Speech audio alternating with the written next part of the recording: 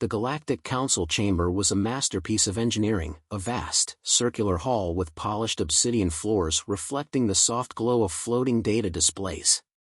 Representatives of 100 species filled the amphitheater, their varied forms resting in levitating seats that adapted to their biology. At the center, beneath a dome etched with constellations, stood Captain Elias Voss, humanity's ambassador, his expression unreadable. Before him, High Arbiter Ralzek of the Vrazike Dominion loomed, his towering insectoid form framed by flowing black ceremonial robes.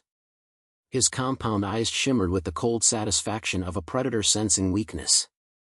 "The proposal stands," Ralzek declared, his voice a series of layered chittering clicks translated into perfect galactic standard. "Humanity presents itself as a peaceful species, yet we have never seen the full extent of its history. The Council must judge them on truth, not claims." A murmur spread through the chamber. "Are we truly to believe," Ralzek continued, "that a species that developed interstellar travel in mere centuries, an impossibly short span, achieved it without conflict?" His mandibles twitched in amusement. "I propose we examine their recorded history, specifically, their wars." The word sent a ripple of discomfort through the assembly. For most species present, war was an alien concept, something primitive societies engaged in before they evolved past it. Elias Voss stood still, hands clasped behind his back. He had known this day would come. For years, humanity had carefully curated its image within the Council, diplomatic, cooperative, eager to prove itself an asset. And yet, there had always been whispers. How had humanity advanced so fast? How had it endured without crumbling under the weight of its own ambition? Now, the truth would be laid bare. He exhaled slowly. "Very well," he said. "If the Council wishes to see the path that led us here, I will oblige." Ralzek's mandibles curled upward, his equivalent of a smirk. "Let the records begin." A holoscreen materialized above the chamber, stretching across the dome. The lights dimmed. The air shifted, filled with the silent hum of anticipation. Then, the past unfolded. The first images were of ancient battlefields, rows of warriors clad in iron, swords flashing under the sun. The aliens observed with mild curiosity as bronze shields clashed, arrows darkened the sky, and men and women fought with sheer, unrelenting will. Then came the rise of empires. Legions marching, war elephants trampling through enemy ranks, sieges that lasted years. Cities burned, rulers fell, history rewrote itself in blood. A Zelthari delegate, their crystalline form pulsing with uncertainty, shifted in their seat. "This was normal?" they asked, their voice hushed. Voss nodded. "At the time, yes." The footage moved forward, centuries compressed into moments. Gunpowder. Artillery. Battles stretching across continents. The tone changed. No longer warriors locked in honorable combat. Now, trenches stretched across barren wastelands, soldiers shivering in mud, deafened by the roar of artillery barrages that lasted for days. A time-lapse showed the land itself being reshaped by explosives. A new voice broke the silence, one of the Zervier, a species that had never known conflict. "Why?" the delegate asked. "What purpose did this serve?" Voss remained quiet. Then came World War II. The chamber was bathed in flickering light as bombers soared over cities, releasing payloads that turned streets into infernos. Naval battles raged across oceans. Armored divisions rolled through rubble-strewn landscapes. Then, Hiroshima. Nagasaki. The mushroom clouds bloomed. The chamber froze. The gasps were almost simultaneous. Even the more warlike species, the Drakshar, known for their history of controlled territorial skirmishes, stiffened in their seats. "You?" a delegate stammered, unable to finish their sentence. The footage did not stop. The Cold War. Proxy wars. Civil wars. Revolutions. Humanity never stopped fighting. And then, the future. Orbital bombardments. Tactical strikes from space. Entire fleets engaging in combat beyond the atmosphere of Earth. The first planetary conflicts. The first skirmishes beyond Sol. The chamber had seen enough. A silent command stopped the footage. The screen faded, leaving only the stunned expressions of 100 species. The silence was deafening. Ralzek, ever the opportunist, rose to his full height. His voice carried across the chamber. "Behold," he said, gesturing toward the now dark screen. "This is the species you have welcomed into the Council. A race forged in blood, whose entire history is written in war." His mandibles clicked in feigned sorrow. "They are predators. They are dangerous." He turned his gaze toward Elias Voss. "Tell me, human, what do you have to say for your kind?" All eyes turned to Voss. Some were fearful, others calculating. The Zelthari delegate, who had once spoken with curiosity, now looked at him as if seeing a barely contained storm. Voss let the silence linger, then finally spoke. "Every civilization in this chamber has a history," he said, voice calm but unwavering. "Perhaps you evolved in peace, in harmony. We did not have that luxury. Our world was not kind to us. We fought for survival from the moment we walked upright." He stepped forward, eyes sweeping across the council. "What you saw was horror. I won't deny that. But look at where we are now. We are here. Despite all of it, because of all of it, we endured. We built. We learned." His gaze locked onto Ralzek. "You think our wars define us? You think they are all we are? Then you are blind." Ralzek's mandibles twitched in irritation, but Voss continued. "We know we're better than anyone. We know what it costs. But we also know something you fail to understand." He exhaled. "Peace means nothing if you are not strong enough to protect it." The words hung in the air, a challenge and a truth all at once. For the first time since the footage began, the chamber did not react with fear. They reacted with thought. Ralzek's mandibles curled in frustration. The moment was slipping from him. But he was not finished yet. "If humanity has truly changed," he said slowly, "then prove it. Convince us that you are not what this footage shows." Voss allowed himself the faintest of smiles. "I intend to," he said. "But you'll have to hear the whole story first." The chamber remained silent, the weight of history pressing upon them. The session was far from over. And humanity's greatest war was yet to begin, the war for its place in the stars. The silence in the chamber was thick, pressing against the walls like an unseen force. 100 species sat motionless, their expressions ranging from disbelief to unease. The holoscreen that had moments ago shown Earth's violent past was now dark, but the images lingered in their minds: battlefields soaked in blood, cities consumed by fire, entire generations lost to war. Elias Voss stood at the center of it all, his face unreadable. He had expected this reaction.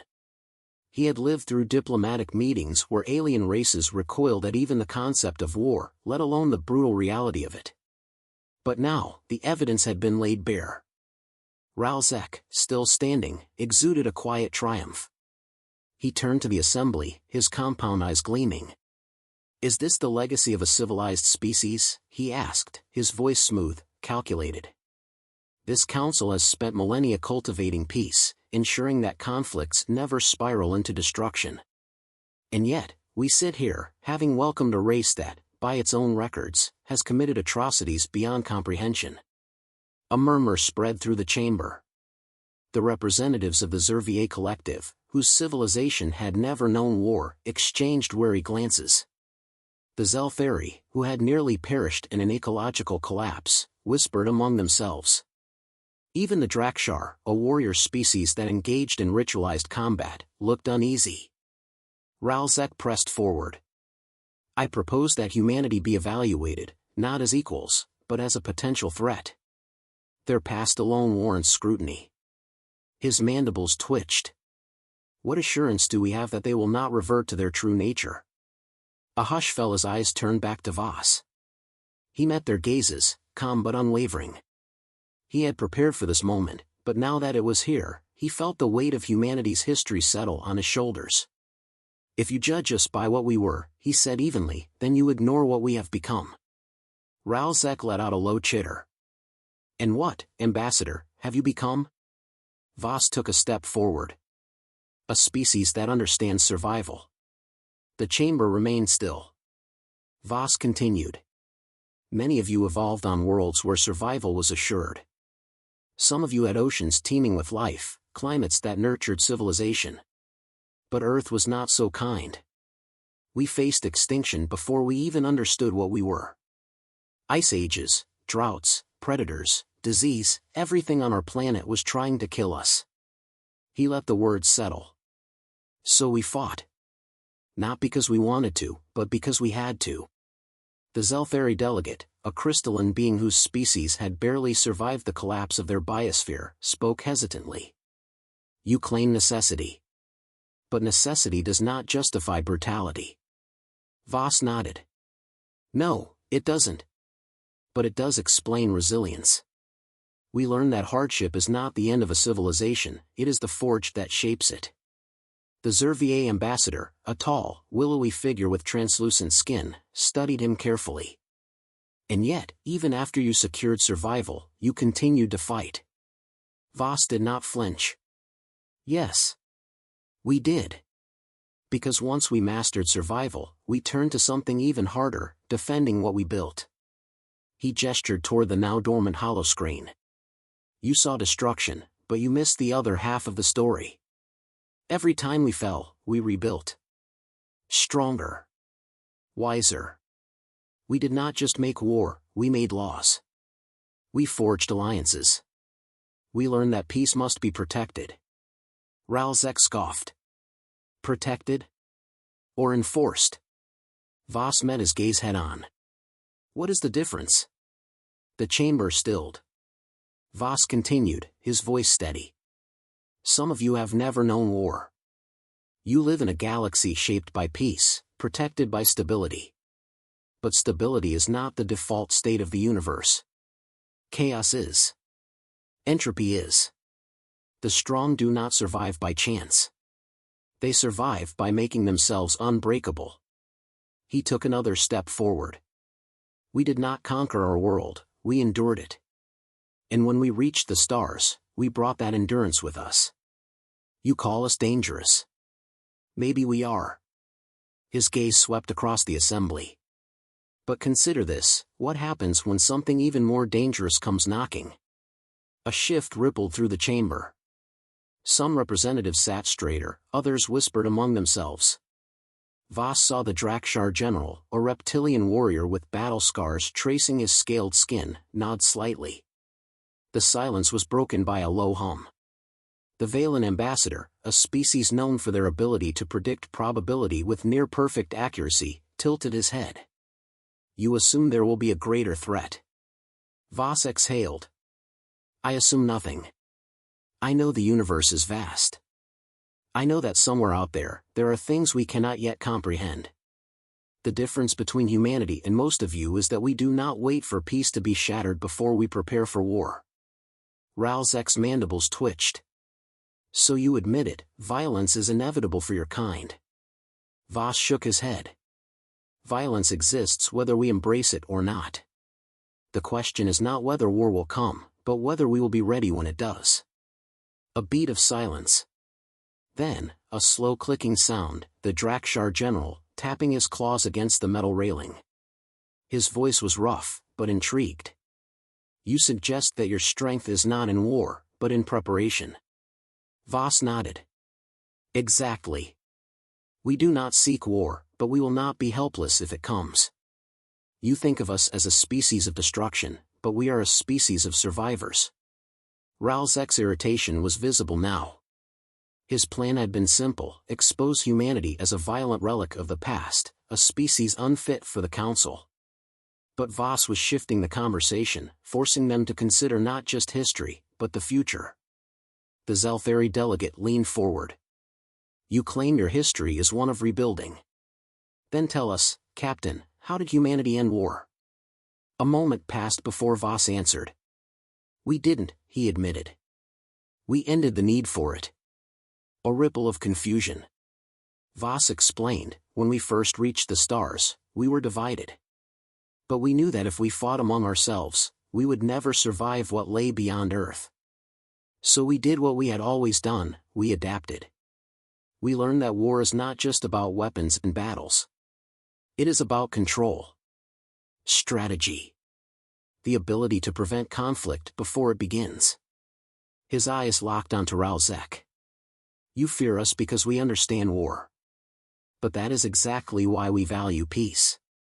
The chamber was no longer filled with fear, it was filled with consideration. The Zervier ambassador, once uneasy, now looked thoughtful.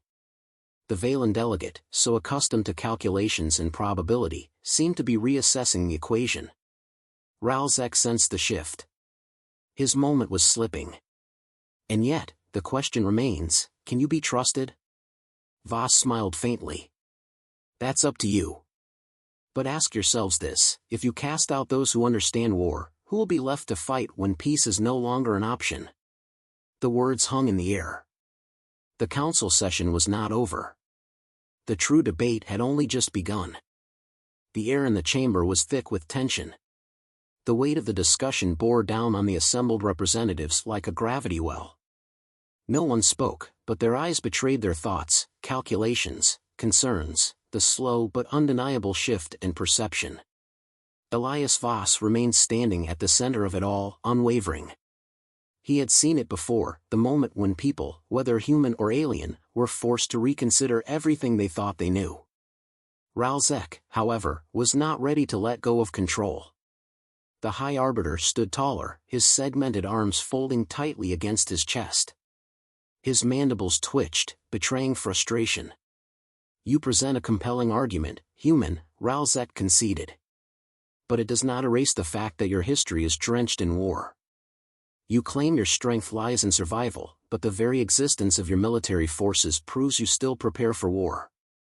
His voice was calm, but there was an edge to it. Are we to believe this is mere precaution and not a declaration of intent?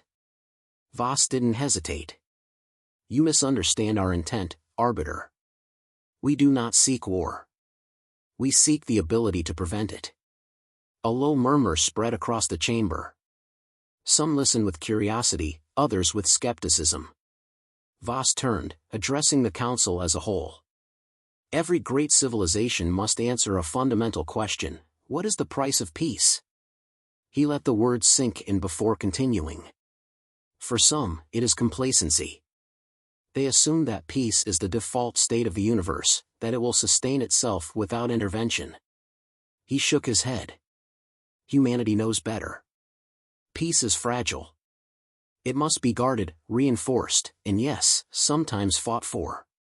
The Zervier ambassador, whose species had never engaged in armed conflict, tilted their head.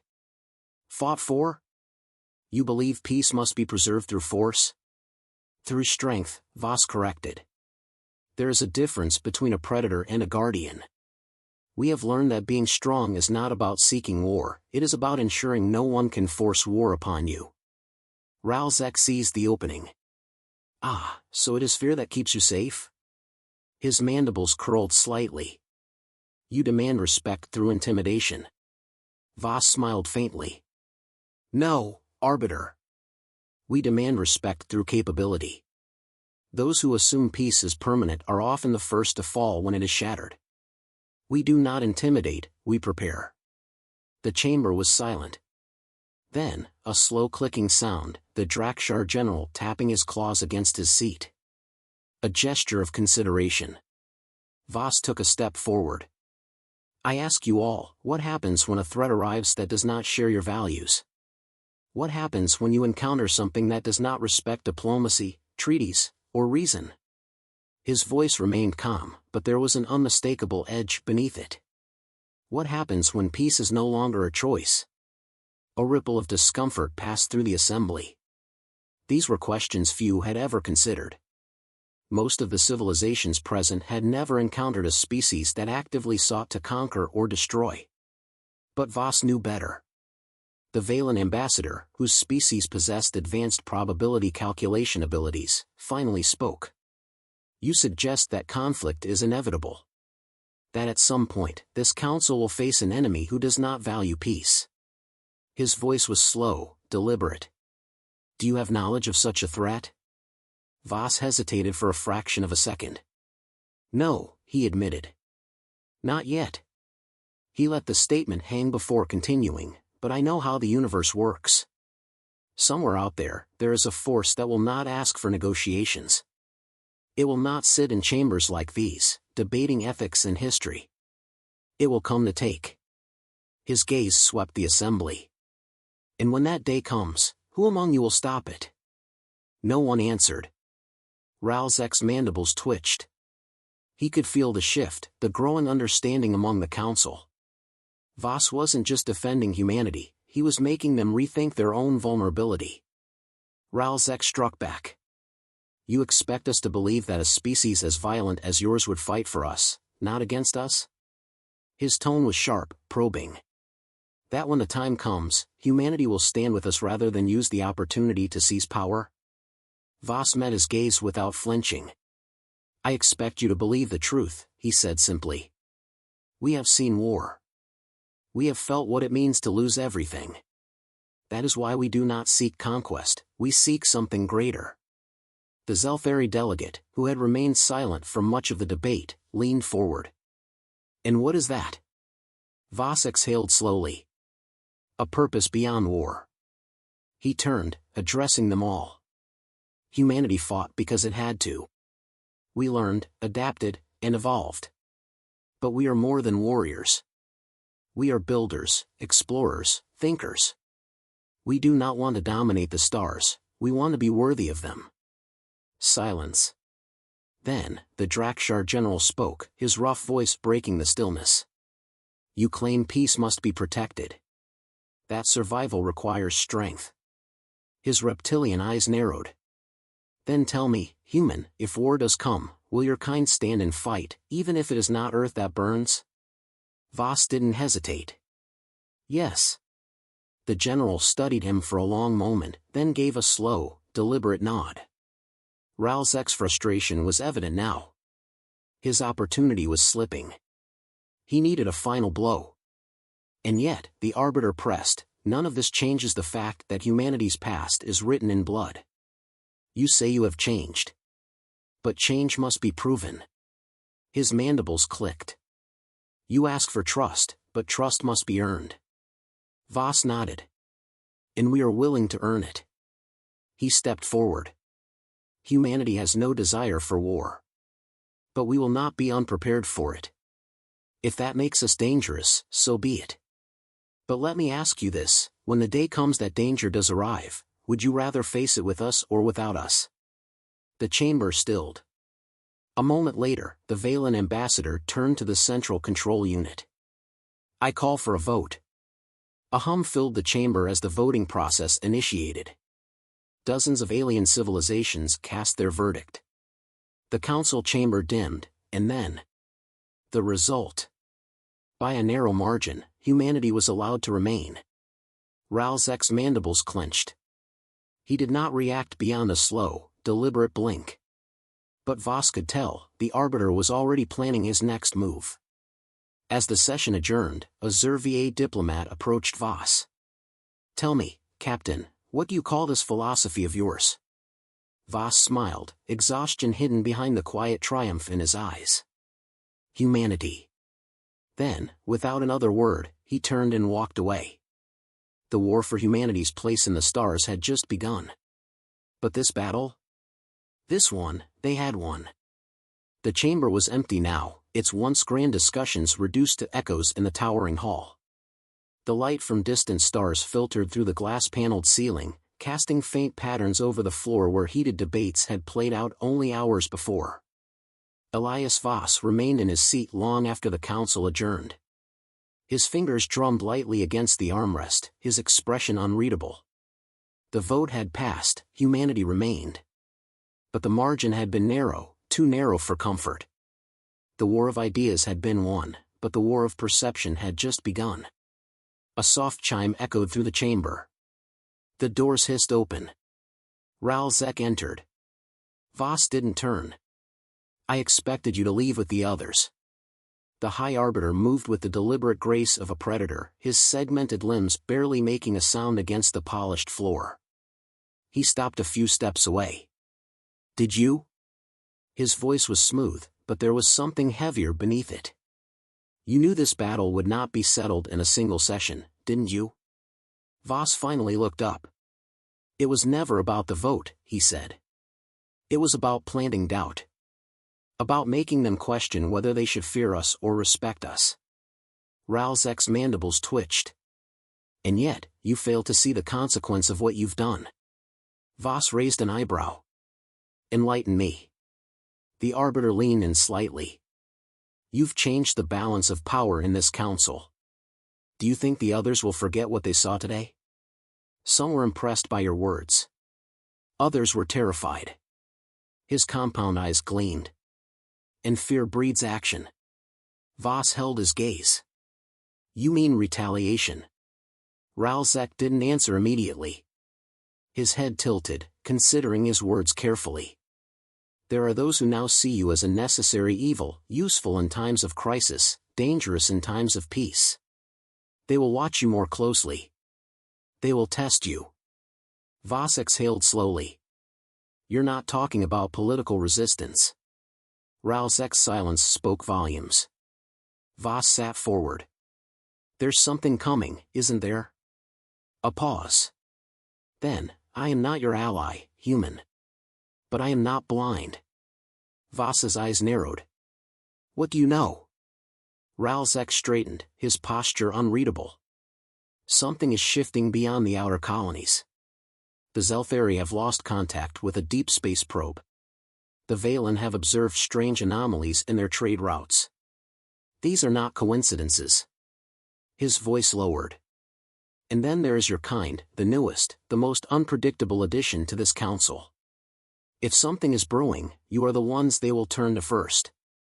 Voss's mind worked quickly, analyzing the implications. If the balance of power in the council was shifting, it meant one thing: a threat was growing. "You wouldn't warn me unless you had something to gain," Voss said carefully. Ralzek's mandibles curled. "Observation is not a warning. It is an opportunity." "An opportunity for what?" Ralzek regarded him for a long moment. "That remains to be seen." He turned, his cloak shifting as he moved toward the exit. Before stepping through the doors, he paused. "The others will test you, Voss. Do not fail your own philosophy." Then, he was gone. Voss sat back, running a hand over his jaw. The game had changed. A warning in the dark. The shuttle ride back to the human sector of the Celestial Nexus station was quiet. Voss sat alone in the dim interior, watching the station's neon lights blur past the viewport. His mind replayed the council session, dissecting every reaction, every word. Who had truly listened? Who had been convinced? Who was now an enemy? As the shuttle docked, his communicator beeped. He tapped it. "Voss." A familiar voice crackled through the channel. "Captain, it's Director Vance. We have a situation." Voss straightened. "Go on." "One of our reconnaissance teams picked up anomalous energy readings near the Zelthari border." A pause. "They're gone." Voss stiffened. "Clarify." "They vanished. No distress call, no wreckage. Just, gone." The weight of the conversation with Ralzek settled in his chest like a stone. "Get me everything you have," Voss said. "Now." Vance hesitated. "There's more. We intercepted a fragment of a signal just before the team disappeared." Voss's pulse quickened. "Play it." The channel crackled, then. "They were wrong, they were so wrong, it's not. The voice cut off abruptly. Silence. Voss exhaled. "Send me the full report. I'll handle it personally." "Understood, Captain." The line went dead. Voss leaned forward, resting his elbows on his knees. Something was moving in the dark. And humanity, for the first time in this council's history, was in the position to face it. A new era begins. Back in his quarters, Voss activated the secure human network. A series of encrypted messages awaited him. Military briefings, intelligence reports, deep space patrol data. Each one painted a picture, a pattern of small disappearances, shifting trade routes, unexplained disturbances. None of the other species had noticed yet. Or, if they had, they were keeping it quiet. He had no proof, only a feeling. But that feeling was enough. For centuries, humanity had fought to survive. Now, it was preparing for something else entirely. Voss activated his terminal, recording a single message to be sent to Earth's Defense Command. Threat assessment priority, high. Adjust readiness level accordingly. Maintain discretion. Further intelligence required. He hesitated, then added one final line. Prepare for first contact. Unknown entity. The message sent. Voss sat back, his expression unreadable. The Council had judged humanity today. But soon, something far worse might come. And when it did, humanity would be ready.